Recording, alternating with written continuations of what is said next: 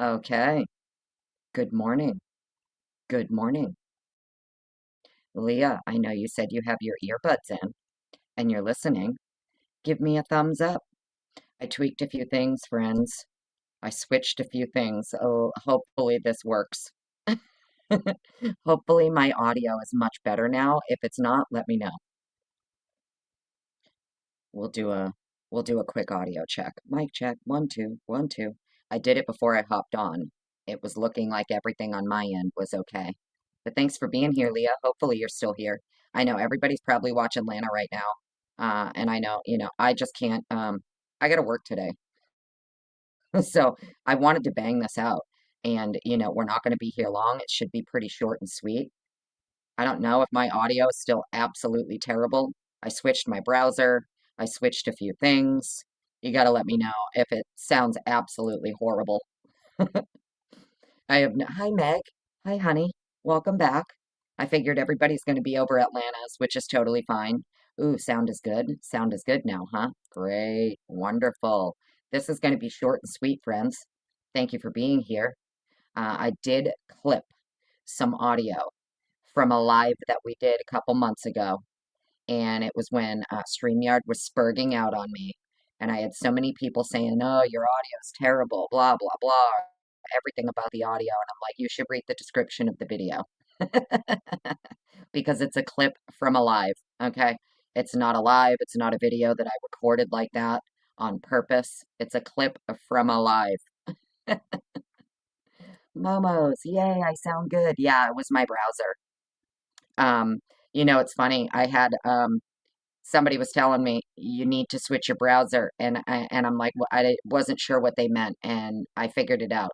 I think my ship was running all on Microsoft, so I switched everything over from my browser to like Google Chrome, um, and I was told that should help, and apparently I think it did. So I'm really hoping this should be good now, and I don't need to go get like a new laptop or anything, considering, everything I've already gone through with the laptops and the mics. So, shouldn't need to get another new laptop, shouldn't not need to get another mic. Hopefully, we're good, friends, and I'm going to share this with you. So, the reason that I'm rehashing, the reason that I am rehashing Q1.4 is because I am absolutely sick of being told that there was not another man's DNA found on that sheet. Okay? So that is exactly why we are going to read through their own documentation from the state conceding that there is a DNA mixture on the back of the sheath and that an unknown male profile was mixed with the victim DNA. It is what it is. I'm not going to be told that I'm a liar. I'm not going to be told that I am reading these documents wrong because I'm not. I'm not reading them wrong. There is another man's DNA that was mixed with victim blood on the back of the sheet, and that male has never been identified, nor was their DNA profile uploaded to CODIS or subjected to IgG. So, this entire time that the state has been claiming single source male is all that was found on that sheet, they're lying. It's more than one male. Area Q1.2 was also a mixed sample that a male profile was recovered from. Area Q1.3, also mixed sample. Mixed sample with a major female contributor, if I remember correctly, minor male. So let's get into this. First thing I want to bring up. Now, there are a lot of documents that go with this, but the reason that I'm reading this one first is because I feel like this is the one that is most important, considering it's from the state. This is not from the defense in this case. This is from the state. It's 11 pages. I've linked all of the documents pertaining to the alternate unknown male perpetrator DNA. Okay? They're all linked in the description of this live, but for the purposes of this live, we're going to look at what the state concedes, not what the defense alleges. We're going to look at what the state concedes. in their own filing. Momos, no. We're talking about the knife sheath itself, area Q1.4. There were technically 5 areas of the sheath swabbed. Q1.4 are stains from the back of the sheath that tested presumptively positive for blood. A male DNA sample was pulled from that mixed sample, and then the state concedes they went around allegedly collecting all of these alternate perpetrator DNA, comparing them to this profile from the back of the sheath, and this is how they were able to clear these alternate suspects that the defense was alleging are the alternates. So, let me see here. Let me fix this for you, friends, real quick. We'll make that bigger. Okay, cool. Awesome. Let's get into it, friends. Comes now, state of Idaho, by and through the Latah County prosecuting attorney, and objects to the defendant's May 14th, 2025 offer of proof regarding the alternate perpetrators and the May 23rd evidence in support of the offer of proof regarding alternate perpetrators. On April 18th, 2025, this court entered its order memorializing oral rulings on motions in limine, which included the state's motion in limine to prohibit the defense from offering alternate perpetrator evidence. In that order, the court directed that the defendant must present offers of proof no later than May 14th, so the matter can be addressed at the pretrial conference, which was scheduled for May 15th. The court recognized the Idaho Supreme Court's decision in State v. Meister, which held that mere inferences that another person could have committed the crime will most likely not be relevant, and if relevant, will still be subject to the limitation provisions of IRE 403. Sidebar. I'm going to sidebar here because the court recognized that in Idaho Supreme Court's decision in State v. Meister, which held that mere inferences that another person could have committed the crime will most likely not be relevant. The fact of the matter is, in Meister, the court also ruled that the alternate perpetrator evidence would not be submitted until trial.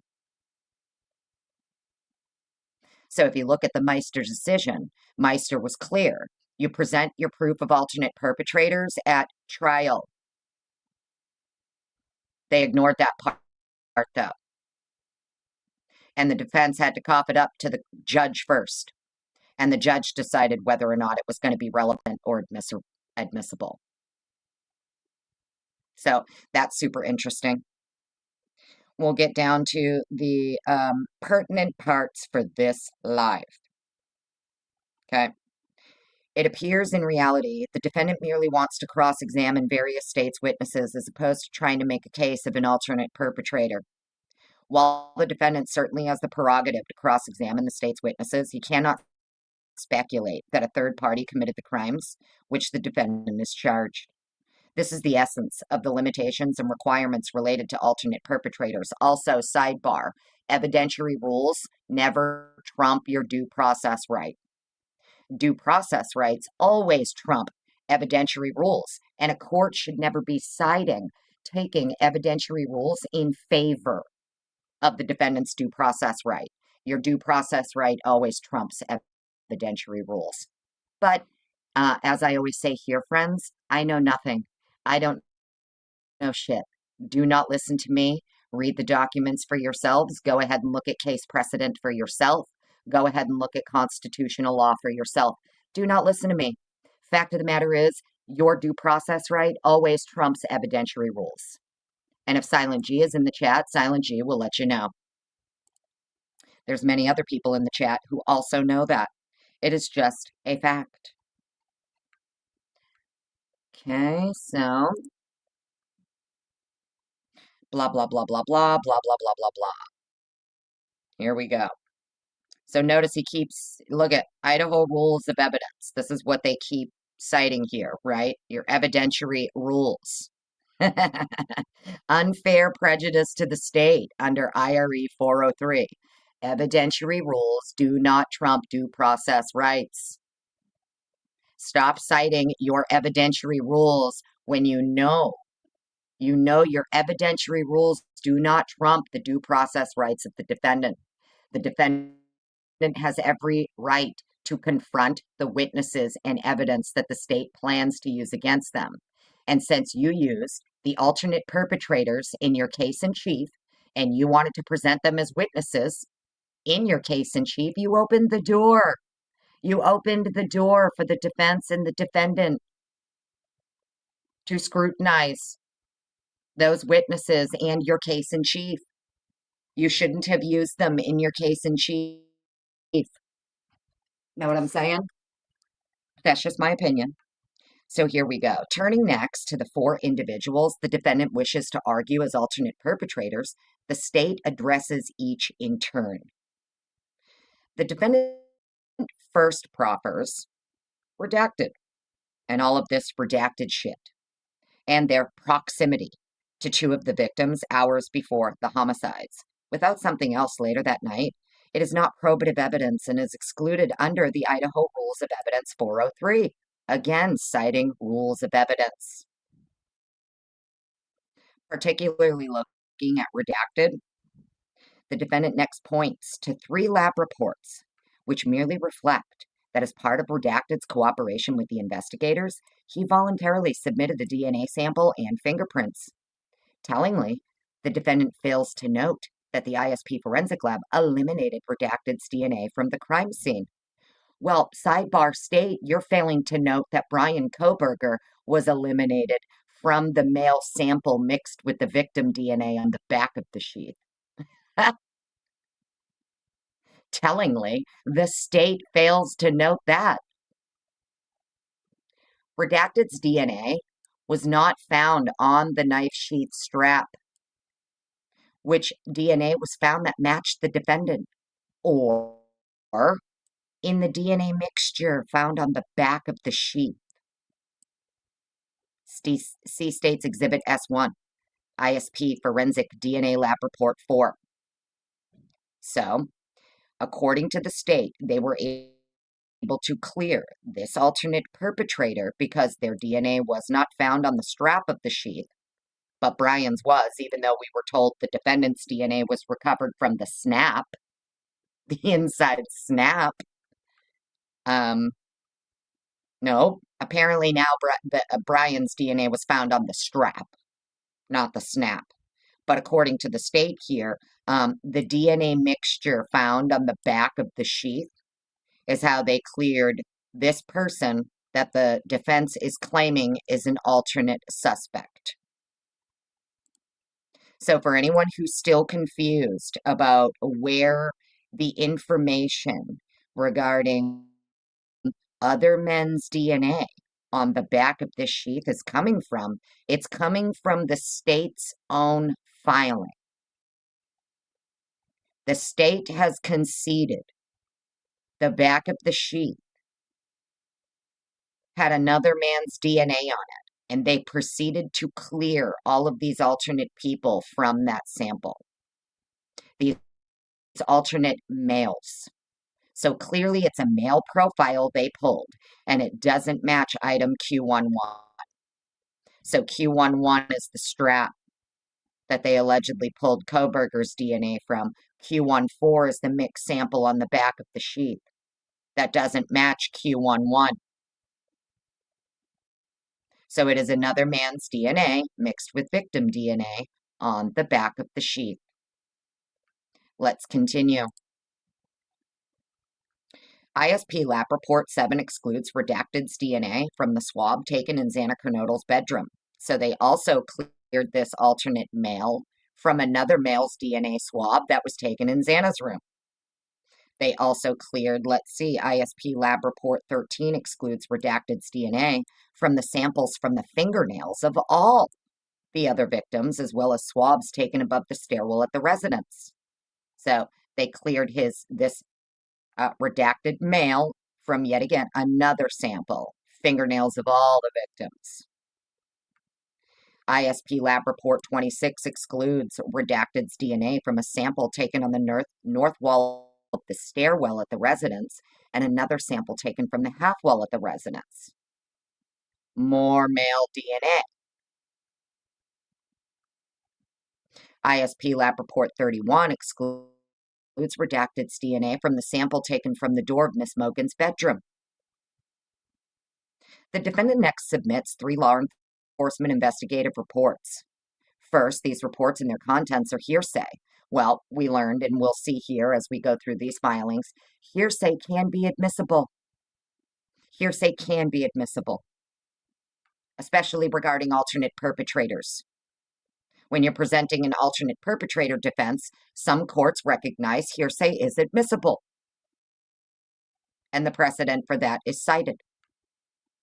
That said, all they demonstrate is that Redacted affirmatively reached out to law enforcement investigators and voluntarily cooperated with them, including providing his DNA. Defendant's speculation that this somehow suggests culpability is without foundation. The balance of the defendant's submissions are comprised of references of all of this redacted bullshit. In sum, the state respectfully submits that the defendant's submissions regarding Redacted do not even rise to the level of mere inferences that he could have committed the crime, much less evidence direct or circumstantial linking him to the actual perpetration of the crime. The defendant's submissions continue with regard to Redacted and are inadequate in the same ways as discussed with respect to Redacted. Redacted's DNA was excluded from the mixture on the back of the sheath. There it is again. Second male DNA was excluded from the mixture on the back of the sheath. Yes, Christina, we're trying again. Hi, honey, welcome back. Welcome back. Mark Schumann, welcome back. Welcome back. Yeah, Momos, right? How did they clear them? According to the state, the lab cleared them by taking their DNA reference samples and swabs and comparing them to all of these other samples from the crime scene. Hopefully my audio is holding up, friends. Hopefully we're doing better. Thanks everybody for being here. I know there's a lot of other people live, so I appreciate you hanging out with me. I got to tell you, the reason that I'm not covering any of these released interviews with like Bethany and Dylan, I support anybody else who wants to cover them and listen to them. I'll be there. I'll listen to them myself. I'm not going to cover it though. They're lying. Just my opinion. They're literally lying, and I don't believe anything that they say, and therefore I'm not gonna waste my time listening to it. And that's just me. That's just my own personal choice. I'm not gonna waste my time with these interviews. I'm just not. I would rather read the docs because I already know they're lying in their interviews. It is what it is. And that's just my opinion, and I'm allowed to have it. I don't trust either one of them. I don't believe anything that they say. I think they're both lying. I think it's disgusting that they were not immediately separated. I think it's ridiculous they were allowed to go to a hotel room together for the night and get their fucking story straight. That's just my opinion. That is just my opinion. They both knew what was going on in that house. They were very well aware something is happening in that home, and they did nothing. They did nothing to get help. They did nothing. I'm sorry. I don't care. It is what it is. I am allowed to have the opinion. They're liars. If this was my kid or my child, was one of these victims in this case, I don't know how you listen to the two of them and think, oh, yeah, they're totally being honest. Yeah, they're totally trustworthy. I literally do not know how you listen to these two chicks and think they're trustworthy. I just don't. And to be honest with you, after listening to Gooch, personally, I think Gooch was kind of side-eyeing her. I think Gooch is like, it's really important, Dylan, that you tell us things that are only true, right? I think that there's a reason for Gooch saying that, but that's just my opinion. Anyways, so here we go again, where the state is alleging another male alternate perpetrator was cleared from the DNA mixture on the back of the sheath. This person was also cleared from the sample from Xana's bedroom, the samples found under Miss Mogan's fingernails, fingernails of all the other victims, swabs from the stairwell, swabs from the handrail. Redacted's DNA is also excluded from the swabs of the north wall stairwell wall, and half wall. Also excluded from Miss Mogan's bedroom door. Defendant next alleges that Redacted's alibi, so another male, as to his whereabouts and activities on the early morning of November 13th cannot be corroborated. This is incorrect, redacted. Defendant next suggests that all of this redacted shit happened.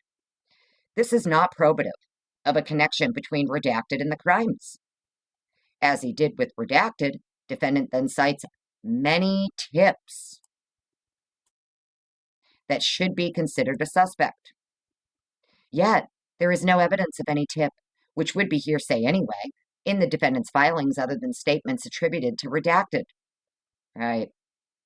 So that would, in my opinion, now that we've seen Dylan's interview with Gooch and her other interview, in my opinion, what's being cited here, these many tips that redacted should be considered a suspect, in my opinion, it's talking about Showalter, and it's because it's the statements are attributed to Dylan, saying that she, the entire time, thought it was Showalter, and that was who her main suspect was. That's Dylan's own words. In Dylan's mind, it was definitely Showalter, right up until she was told by FBI or somebody that he's been very cooperative and gave his DNA, blah, blah, blah.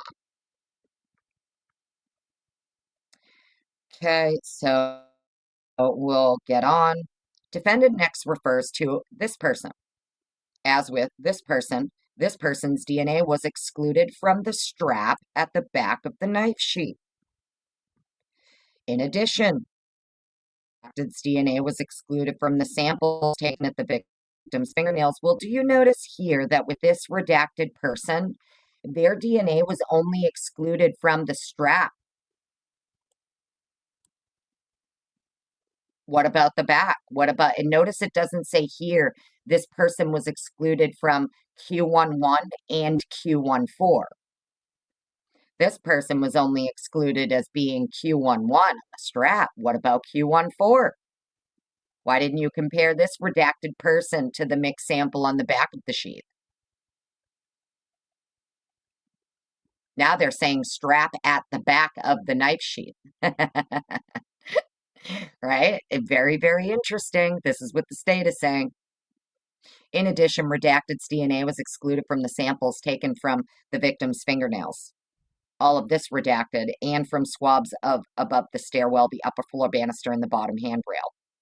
ISP Lab Report 26 excludes redacted from the swab taken of the north wall of the crime scene and the half wall of the crime scene. Redacted's DNA also from the sample taken from Miss Mogan's bedroom door. The defendant notes that redacted was familiar with the victim in their residence and lived nearby. Aside from that fact, redacted. The other observations of proximity are not unique to redacted. It appears there were numerous people who were familiar not only with the victims, but also the residents. Defendant also makes note that all of this redacted shit is suspicious. And state says this too is not suspicious. My guess is if the state is saying it's not suspicious, it probably is, which is why the defense is citing it. The defendant also alleges all of this redacted suspicious shit. Redacted was fully cooperative with the investigators providing DNA and consenting to that.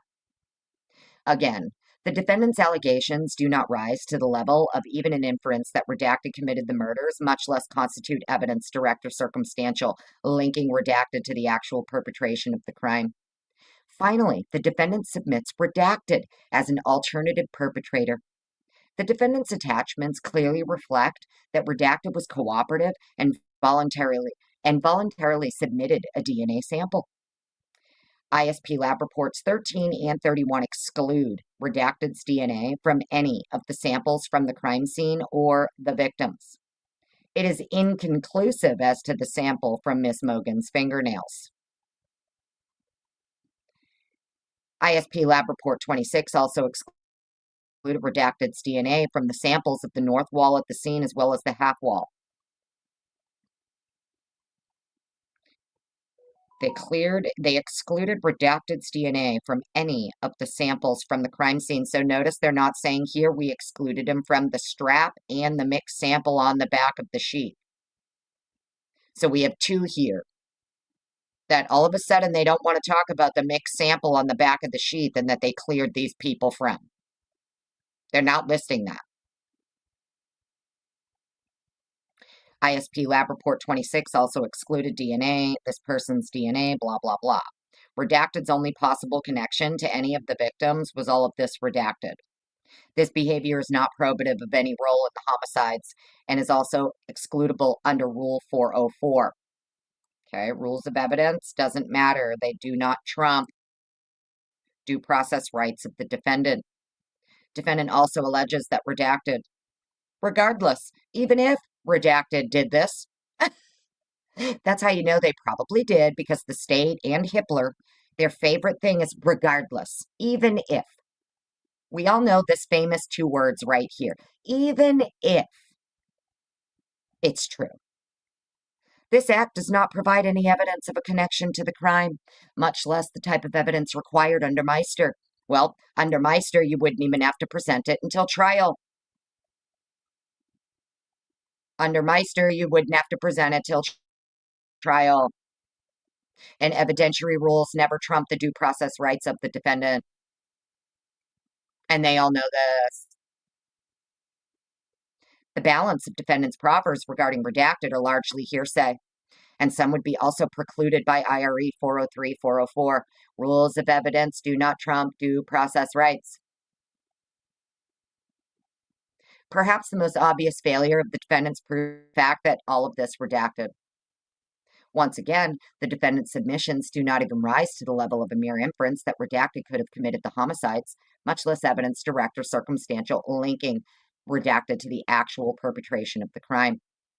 In addition to the foregoing, none of the defendant's submissions even hint at any connection between these four individuals and the defendant himself. Interesting. Very interesting. So the state's pointing out here, hey, by the way, notice the defense didn't say there's a connection between these four individuals and the defendant, as if to say, like, well, they're framing me. These four people are framing me. I know this person because of this, and this person took whatever, right? They're not, the defense isn't making any kind of connection between Kohberger and these four alts. And the state wants to point that out to the court. Notice he's not saying he knows any of them. Interesting.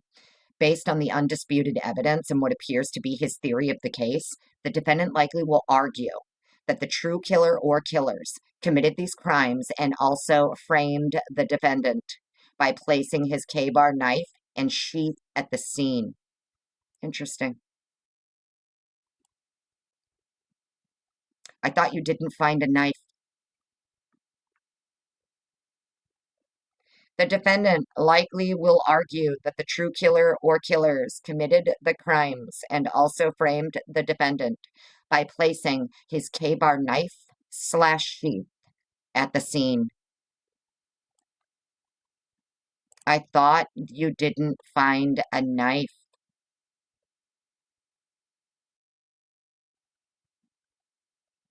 I thought you didn't find a knife. I don't know why the state wrote it that way. Knife/sheath. I thought all you found is a sheath. So isn't that all you should be listing? Why would you even have to put the knife in the word knife in there, right? The rest of the filings, all they talk about is sheath, sheath, sheath. But now the state is claiming that the defendant is going to likely argue that the killer or killers committed these crimes and also framed the defendant by placing his K-bar knife/sheath at the scene. Nothing in the defendant's submission points to any of the alternate perpetrators accomplishing this or having the motive or means to do it. Well, what was Brian's motive and means? Nor does the defendant connect any of them to a K-bar knife.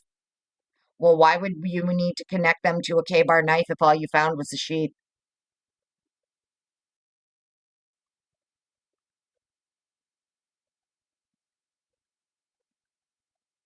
Why do you need to connect anyone to a K-bar knife? if all you found is a sheath and you don't have the weapon? Whether the one the defendant purchased in March of 2022 or another K-bar. So the defendant cannot connect any of them to a K-bar knife, whether it be the one the defendant purchased in March of 2022 or another K-bar. Defendant submissions also do not connect any of the individuals to a Hyundai Elantra.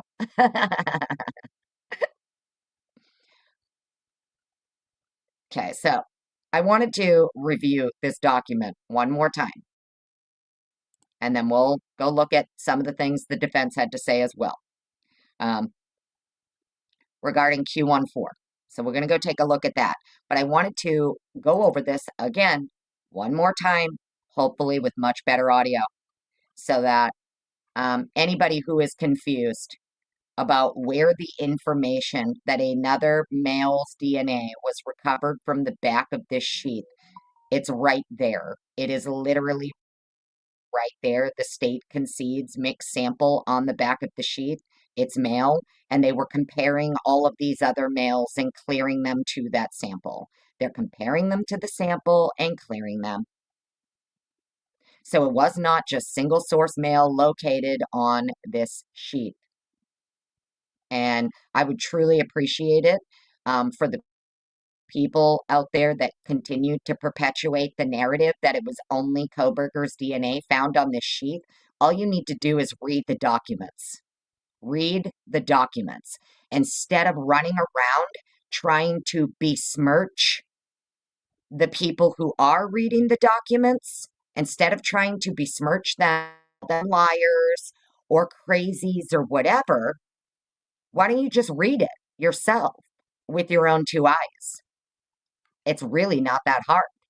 It's 11 pages. I just did it in 20 minutes. If you can't read 11 pages, I mean, I don't know how to help you. I don't know how to help you understand this better. So let's stop sharing that.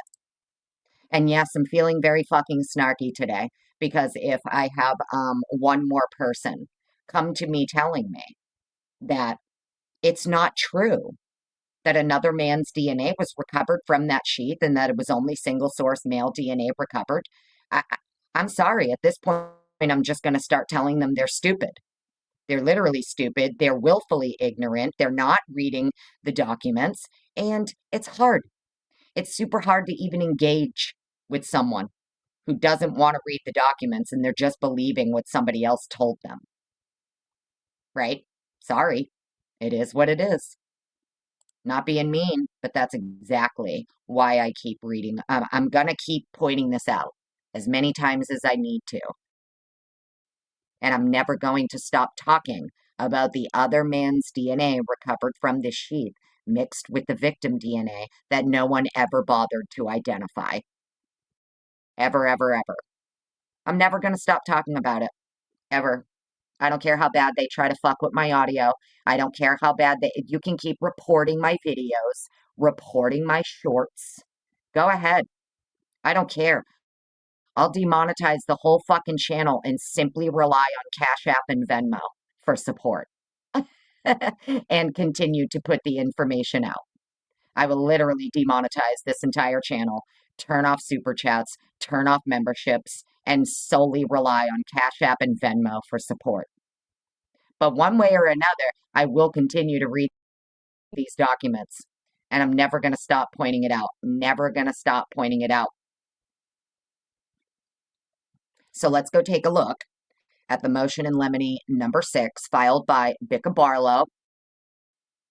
Let me go get that for you. Just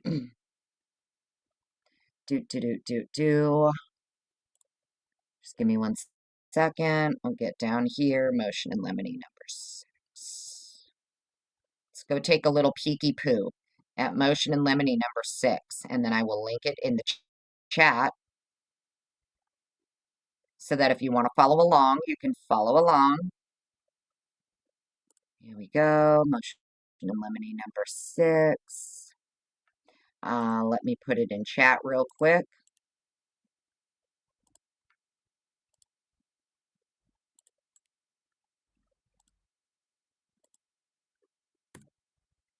All right. There we go. You're right, Paco. Truth hurts, Like, I'm not even kidding. They've been trying to get all my videos demonetized. They've been getting my shorts demonetized. They've been reporting videos left and right on my channel. So it's fine. I think what people don't realize is that, like, YouTube is not how I pay my bills and it's not my livelihood, right? I'm not a real YouTuber. You guys know that. I say that all the time. Do I appreciate the support? Yes. Do I appreciate the people who subscribe and become members and send a Cash App or send a Venmo? Of course I do. I truly appreciate it. But if I had to demonetize this entire channel, turn off all the super chats, turn off everything, and still continue to report the information and solely rely on your support through Cash App and Venmo, that is exactly what I'll do. It's exactly what I'll do. And I wouldn't have a problem with it whatsoever because it's truly not about the money. It's just not about the money, right? I know there's a lot of other people out here, they rely on it, you know, 30, 40, 50,000 subs, 100,000 subs. They need to maintain that and they rely on that. And that's not a knock to them. I could demonetize this whole fucking thing today and it's fine. Do you get what I'm saying? Because I don't rely on it. So, I just want you guys to know that if for any reason you all of a sudden see that I've demonetized the entire channel, I've taken away all the memberships and everything, you'll know why. You'll know why. And I'll just, I'll rely solely on Cash App and Venmo for support. And if no one supports, that's fine too. It's not going to stop me from reading this shit. I just nerd out on it anyway. So that's just how I look at it. This is the stuff I'd be nerding out on anyway, no matter what. And, I have a lot of fun reading it with you guys and going over it with you guys. So let's get into the next one. I put that link in chat. Let me go pin that for you. Anybody wants to follow along with this doc, you can. We're going to go take a little peeky poo at motion limine number 6 one more time. One more time. Just so that we can see what's being said here. We don't have to read through the whole thing. It is 12 pages, but we are going to get down to the pertinent parts of this document. Okay, so right here, relevant facts. If I need to make this bigger, I can. How's that, friends? Can you guys see that okay? Let me come and check. I can't even tell on my end. How does that look for you guys? Do you need it bigger or let me know? On my end, it looks super small, but that's only because I'm in StreamYard. Let me see if I make that full screen. Okay, yeah, you can see that. All right, cool. Awesome. Just making sure. All right, cool. So let's get into this. Relevant facts. A knife sheath that was recovered, tucked under the covers next to Miss Mogan at 1122 King Road. That's one fact.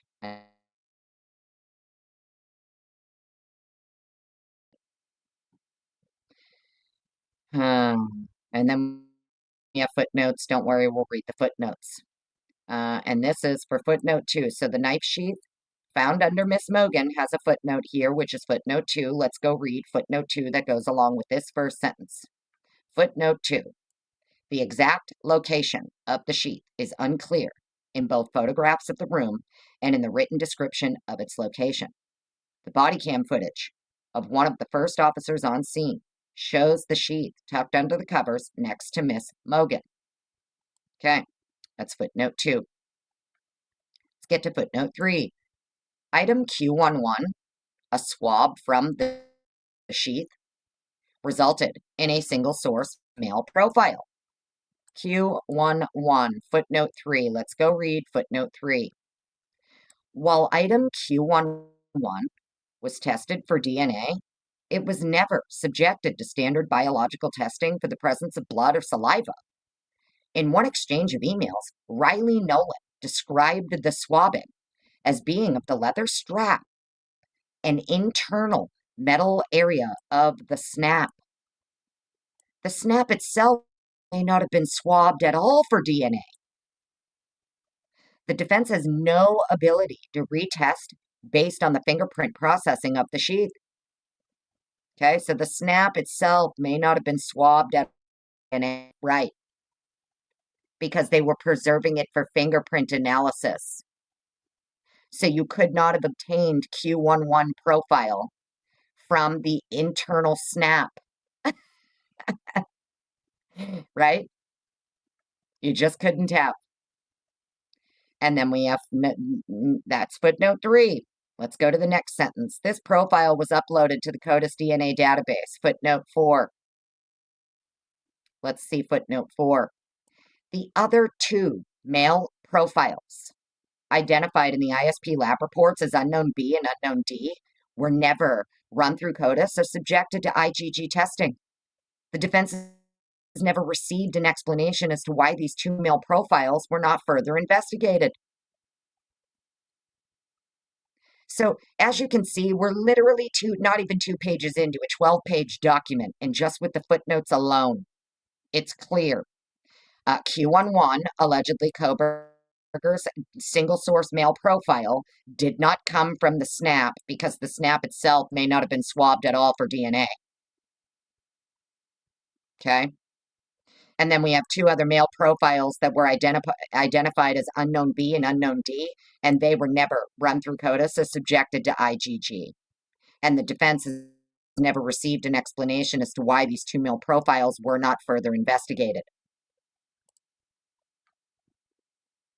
Okay? Interesting, right? Tommy's favorite troll, welcome on in. Welcome on in, good to see you. You see in the doc link you shared the word mixture appearing once. Can you share where they mention the mixture includes a male, 2 females, also be a mixture? Well, yeah, Tommy, the how you know is we're getting into that right now. That's exactly what we're going to get into here with this filing. And you'll also see it in the newly released ISP lab reports. So if you go to the ISP lab reports, they give you a breakdown of who the mixed sample. They had a major female contributor, minor female contributor, minor male contributor to the mixed sample on the back of the sheath known as area Q1.4. So Q1.4 is a mixed sample from the back of the sheath. It included 2 female victims.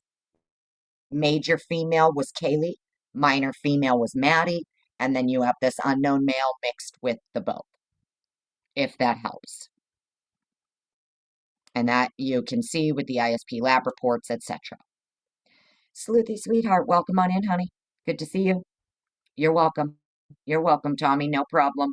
Yeah, I know it's a little tricky to understand, but it all makes sense, I promise you. Now we understand why the defense was filing all of their motions in limine for Riley Nolan referencing touch and contact DNA, because Riley Nolan is saying the internal snap was swabbed, and in fact, the snap itself was preserved for fingerprint processing. So no, the snap wasn't swabbed. The snap wasn't swabbed. It was the strap, just the strap. And now we know that based on the swabber zone reports that we're getting and the pictures of the sheath and the areas that were swabbed, etc., the snap was preserved for fingerprint analysis. So, pretty interesting. Jazz King, my king, thank you so much for your super sticker. You're always so nice to me. That's going to go right to the Starbeast Fund. Truly appreciate you, my king. I hope you know that. Well, I'm not DNA smart. I just know that I can see when the lab themselves is saying we have a mixed sample from the back of the sheath, and then the state is claiming, hey, we cleared all of these alternate perpetrators from that sample, right? If the state's running around clearing all of these other male alternate suspects from a crime scene profile, doesn't it just make sense the crime scene profile they're eliminating these people from is a male profile? Can't we just all logically deduce it's multiple male profiles that they're clearing these alternate perpetrators from? And Brian is excluded from all of them. Know what I mean? He's excluded from all of them. And the state concedes that, except for the strap. They've now went from his Q1.1 profile was found on the strap, not the snap. Oops, our bad. Okay, so let's continue reading. So as we can see here, so what she's saying, this profile was uploaded to the CODIS DNA database and resulted in no hits to known offenders. In this disclosure, the government has indicated that Riley Nolan from the ISP lab will testify as follows, and then you have her testimony. We'll get to the pertinent parts related to Q1.4. Okay, so right now they're talking about Q1.1. That's allegedly the single source mail profile. And Bicabarlo saying, well, you can't opine on how it got there because it's trace, it's trace DNA on a movable object. And Riley Nolan here cannot opine or speculate about the how and the when that the DNA arrived on the sheath, right? That was their whole argument.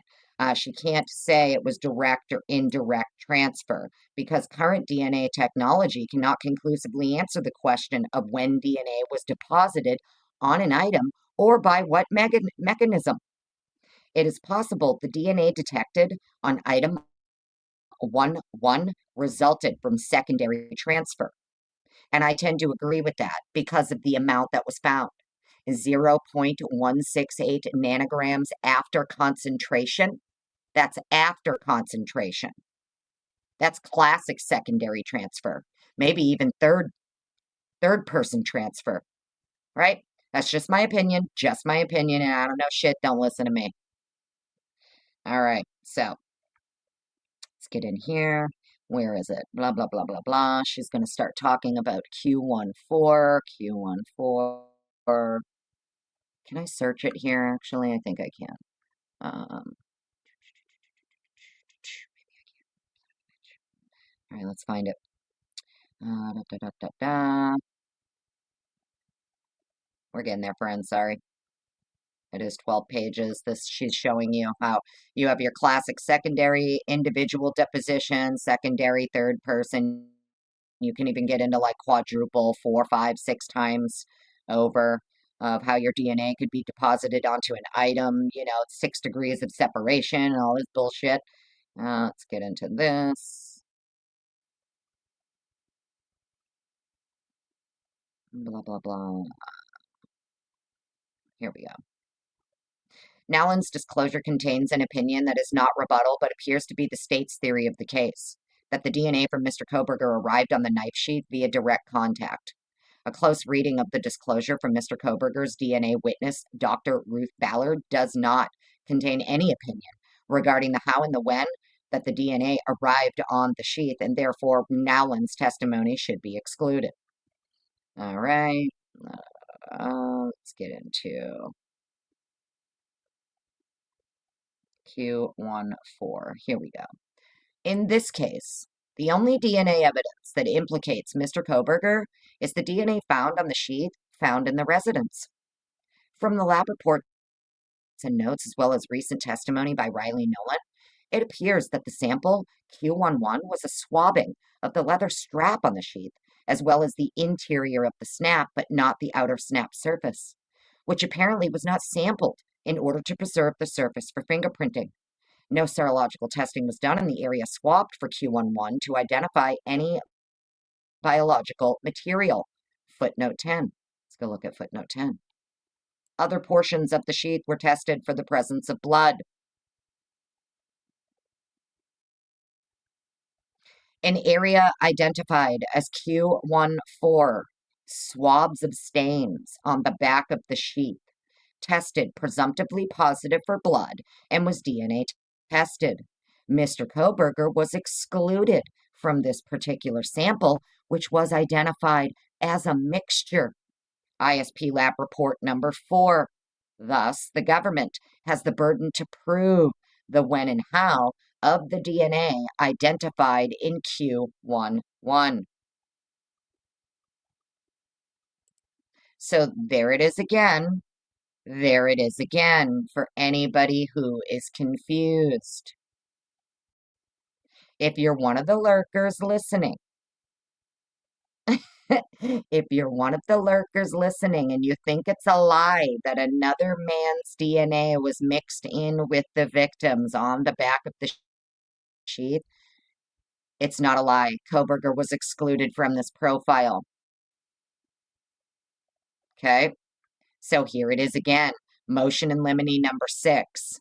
So you could go look at the state's objection to the defendant's offer of proof regarding the alternate suspects. The state concedes there is other men's DNA on this sheet. It is not single source male that was only recovered. It's also here in the defense's motion in limine number 6. Area Q1.4, swabs of stains from the back of the sheath. Tested presumptively positive for blood and was DNA tested. Mr. Kohberger was excluded from this particular sample, which was identified as a mixture. So now that we're getting all of these ISP lab reports, if you go look at ISP lab report number 4,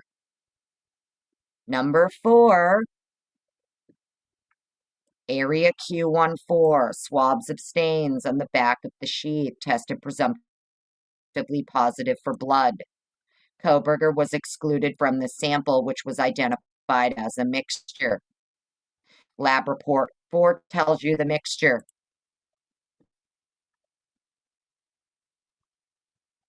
So, just wanted to go over this one more time as quickly and concisely and coherently as I possibly can. Many of these documents, okay, it's in there. All you have to do is read, okay? And I don't mean you guys. Obviously, I know you guys in chat. We've all read the documents. You've been here with me. I'm talking to these stupid fucking lurkers that like to hang out and then come run their mouth in the comments later, okay? Or they'll run around the interwebs saying, don't listen to this person, don't listen to that person. That person's lying. That person's misreading the information, etc. Nope. This is why I tell you guys, please never listen to me. All I'm here to do is read the document to you, list the document, cite the document, link the document, and then you read it to yourself and come to your own conclusion. Do you get what I'm saying? It's mixed DNA on the back of the sheet. 2 of the victims and an unknown male. There's also unknown male blood B and unknown male blood D that were also never identified. So no matter which way you slice and dice this shit, there is at minimum 3 other unidentified males whose DNA and or blood was found in this crime scene, and the state never bothered to fucking identify them. Never ran their names, put their profiles into CODIS, never sent it to IGG, never tried to identify them. It's literally in black and white. Exactly, Paco. It's all in black and white. So, sorry. But in my opinion, this is the only thing the family should be talking about when they go talk to Brian Enton. Instead of trying to, get a movie canceled by Lifetime, instead of trying to get a Lifetime movie fucking canceled, why don't you start talking about the fact that the state who investigated this case didn't bother to find out who the other 3 males were, whose blood was recovered from the scene, whose DNA was mixed with victims on the sheath. That's the only thing the family should be talking about, is the state's inability to identify the other perpetrators and charge them accordingly. But that's just my opinion, and I don't know shit, and I hope you guys have a wonderful day, and I gotta go to work, and, I just hope you all have an awesome day, and thanks for hanging out with me, and hopefully this cleared some things up for people. I hope this helps. The documents are all linked in the description of this video for you guys to have for yourselves. Go review them, go read them. You can search the doc, type in Q1.4 and search the doc, and it'll bring up everything for you. And it's all there in black and white. So mods, love you. Thank you so much for being here. Meg P, as always, honey, truly appreciate you. Momo, Gina P, Christina, Paco, Beckles, everybody. I hope you guys have an awesome day. Jazz King, as always, my king. Thank you so much for being one of my biggest supporters. Mercy Cat, my darling, if you catch this on the replay, I miss you so, so much. And I hope you and Elroy are having an awesome day and taking care of each other and staying safe. Fitzy, love you, honey.